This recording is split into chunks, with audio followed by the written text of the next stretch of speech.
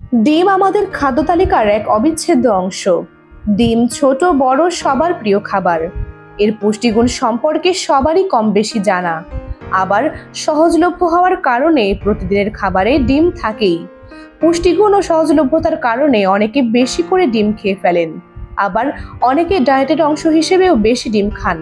কেউ আবার রোগের কথা ভেবে ডিম বাদই দিয়ে দেন।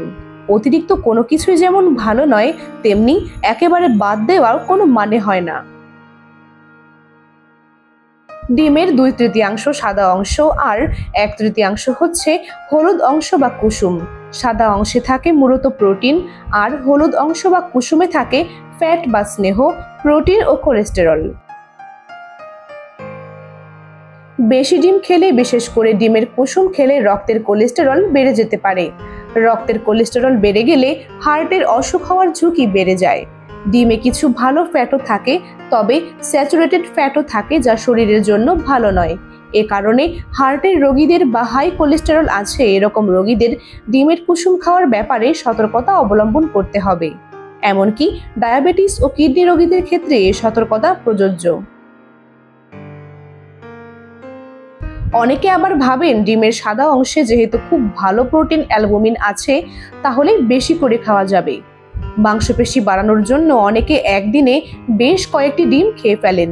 এমনিতে দৈনন্দিন ডিমের সাদা অংশ খাওয়া ভালো, কিন্তু অতিরিক্ত অ্যালবুমিন গ্রহণে শরীরে বায়োটিন নামের এক ভিটামিনের শূন্যতা দেখা দেয়। ডিমে অনেকের অ্যালার্জি থাকে, সেক্ষেত্রে এরকম কেউ বেশি ডিম খেলে অ্যালার্জিজনিত সমস্যা হতে পারে। বেশি করে ডিম খেলে পেটে গ্যাস বা অস্বস্তি হতে পারে। ডিম অত্যন্ত উপকারী ও প্রয়োজনীয় খাবার। একজন সুস্থ স্বাভাবিক মানুষ একটি করে ডিম খেতেই পারেন, তবে অতিরিক্ত খেলে শরীরে কারো কারো কিছু ক্ষতিকর প্রভাব পড়ে।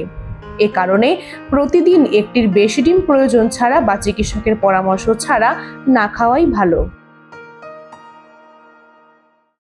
দ্য জার্নাল অফ নিউট্রিশনে প্রকাশিত একটি গবেষণায় দাবি করা হয়েছে, ডিমের প্রোটিন গ্রহণ এবং তা হজম দুদিক থেকেই কাঁচা ডিমের চেয়ে এগিয়ে রান্না করা ডিম।